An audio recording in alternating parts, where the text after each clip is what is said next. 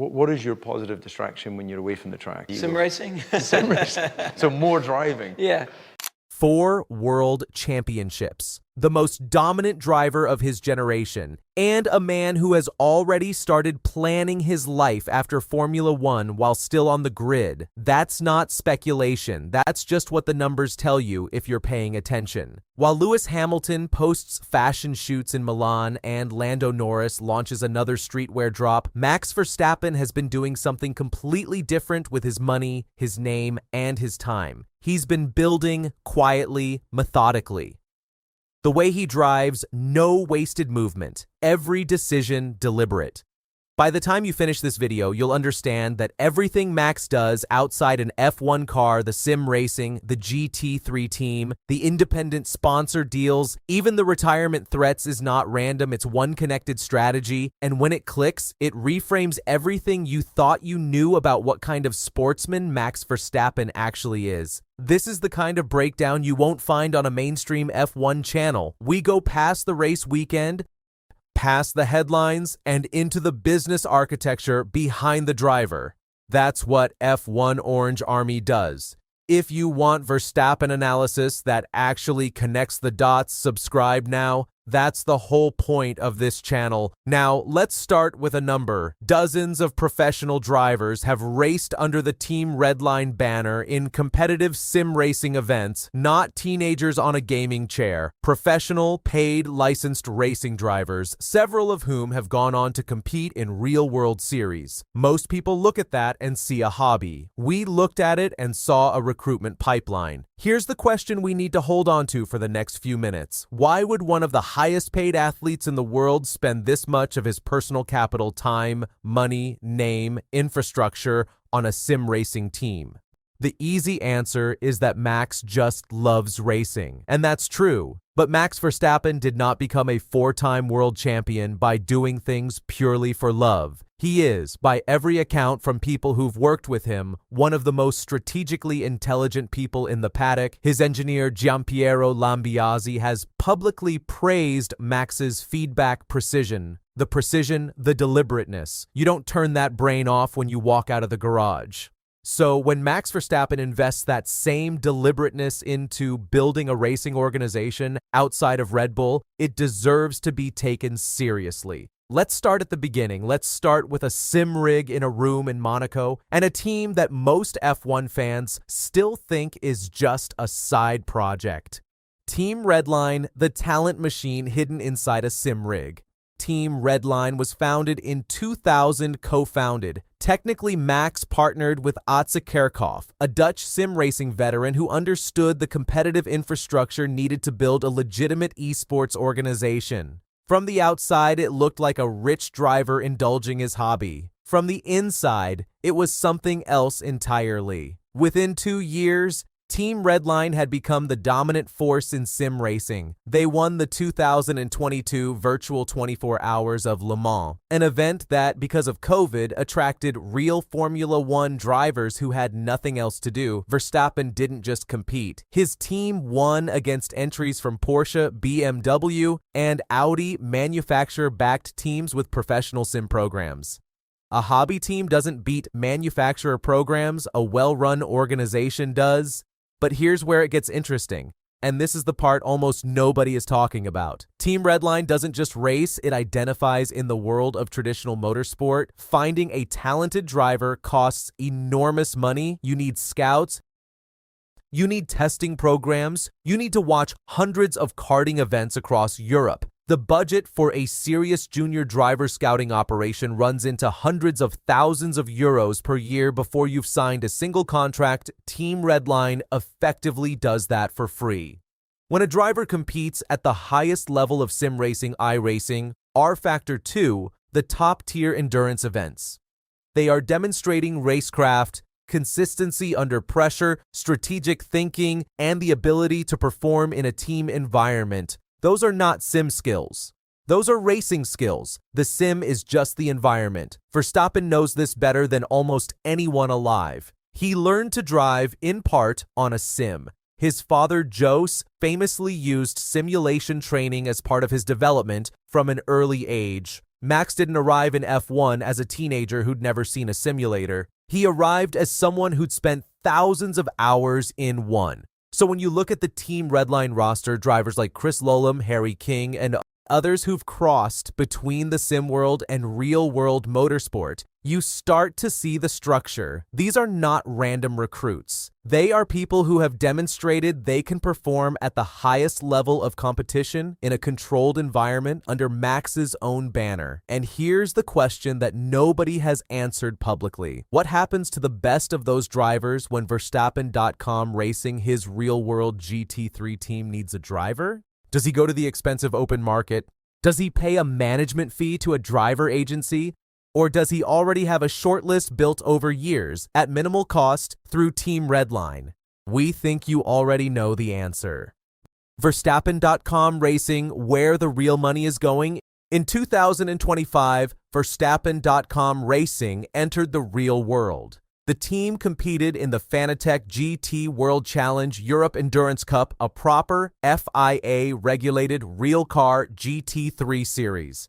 This was not a celebrity vanity project. This was a professional racing operation with professional drivers running competitive machinery. The car? A Mercedes-AMG GT3, one of the most capable GT3 platforms on the market. Not a backmarker entry, not a pay-to-play setup, a genuine attempt to compete. Now, here's where the business architecture gets serious. Running a GT3 program in a top-tier European series costs, at minimum, somewhere between 800,000 and 1.5 million euros per season, depending on travel, tires, staff, and equipment. That's not a figure you absorb from personal pocket money without a plan. That's a figure that requires a commercial structure. And Max Verstappen built one. The Verstappen.com Racing sponsor portfolio is not the Red Bull livery. It is not Adrian Newey's phone number. It is Max's own independently assembled commercial network. His personal sponsor agreements separate from whatever Red Bull mandates include technology brands, Dutch commercial partners, and sim hardware companies that see enormous value in associating with the most recognized name in motorsport. The Verstappen name on a GT3 car is not just branding. It's a marketing asset worth millions in media impressions per season. Even in a series that doesn't carry F1's global broadcast numbers, here's the contrast that matters. When a Red Bull junior driver leaves the program, they lose the commercial infrastructure overnight, the sponsors, the media team, the support structure gone, they're back to zero. When Max Verstappen walks out of F1, his commercial infrastructure comes with him. He built it himself. He owns it, and it's already running. And there's one more layer to this that almost nobody has calculated. GT3 racing is not a stepping stone for Verstappen. It is not a retirement pastime. It is a platform. The GT3 regulations introduced and stabilized by the FIA and ACO over the last decade are the most commercially accessible top-level motorsport regulations that exist. Customer GT3 cars from Mercedes, Ferrari, Porsche, BMW, Lamborghini, and Aston Martin are available for purchase. The cost of entry is manageable for a well-funded private team. The racing is globally televised. Spa, Nürburgring, Paul Ricard, the Intercontinental GT Challenge events, which include Bathurst, Laguna Seca, and Suzuka AGT 3-team with the Verstappen name, a competitive driver lineup scouted through Team Redline, and an independent commercial network is not a hobby. It is the skeleton of a racing organization, one that could, with the right scaling, become a multi-series operation. We're not saying that's announced, we're saying the foundations are already in the ground. The 2028 exit strategy. Why this empire changes everything. Now let's go back to something that's been sitting in the background of this entire video, the retirement threats. Between 2022 and 2024, Max Verstappen referenced the possibility of walking away from Formula One on at least 4 separate occasions in press conferences and interviews. Each time, the media cycle was the same. Shock, analysis, reassurance from Red Bull, and then collective amnesia until the next time he said it, The framing was always about the car, about whether Red Bull could give him machinery capable of competing, about whether the sport was still worth his time if he couldn't win, but what if the car was never the actual variable? What if Max Verstappen's retirement threshold has always been defined not by whether he can win in F1, but by whether the business case for staying in F1 still outweighs the business case for leaving? Here's the maths as we read it. In 2025, Max earns an estimated $65 million per season from Red Bull, making him the highest paid driver in the sport's history. That number is extraordinary, but it comes with constraints. Time constraints, commercial constraints, physical constraints, racing commitments from February to December every year in a sport that has expanded to 24 races per calendar. When you are simultaneously building a racing organization that you own, that you control, that carries your name, and that will appreciate in value the moment you leave F1 and focus on it full time, the calculation starts to shift. Not this year, not in 2026, but by 2028, the gap between stay in F1 and build the empire full-time gets very narrow. And there's one more dimension to this that nobody in the mainstream F1 media has connected. Verstappen has spoken publicly about wanting to be involved in developing young drivers. His father, Jos, built him from a karting prodigy into an F1-ready driver through a process that was, by all accounts, brutal, precise, and effective. Max knows exactly what that pipeline looks like from the inside. He lived it. A racing organization with a sim scouting system, a GT3 competition program, and a founder who went from kart to F1 at 17 is not just a business, it is a driver development pathway. A new one that bypasses the traditional and extraordinarily expensive European karting to Formula 4 to Formula 3 to Formula 2 ladder that currently costs a family between 2 and 5 million euros to climb, with no guarantee of success. If Max Verstappen can demonstrate that sim-scouted talent placed into a professionally managed GT3 program can produce drivers capable of reaching the top of motorsport, he doesn't just disrupt Red Bull's junior academy, he disrupts the entire junior motorsport economy. The bigger picture, motorsport's next power player. Let's zoom out, because this story isn't just about Max Verstappen, the driver. It's about what the sport looks like in 10 years, and who holds the power. Formula One's commercial structure is controlled by a small number of entities. The FIA sets the regulations, Liberty Media controls the commercial rights. The constructor teams hold the competitive and technical intellectual property. Drivers, for all their fame, are employees. Even at the level of Hamilton, Verstappen, and Alonso, they race in someone else's car, under someone else's colors, within someone else's framework. Max Verstappen appears to be building a route out of that structure. Not with anger, not with conflict, just with construction. Consider what he'll have by 2028 if the current trajectory holds. A racing organization with real-world operational experience across multiple seasons. A talent pool identified through the largest free-to-enter scouting system in sim racing. A commercial network that doesn't depend on a constructor's approval. A personal brand worth more than many constructor teams' entire marketing budgets. A specific ambition.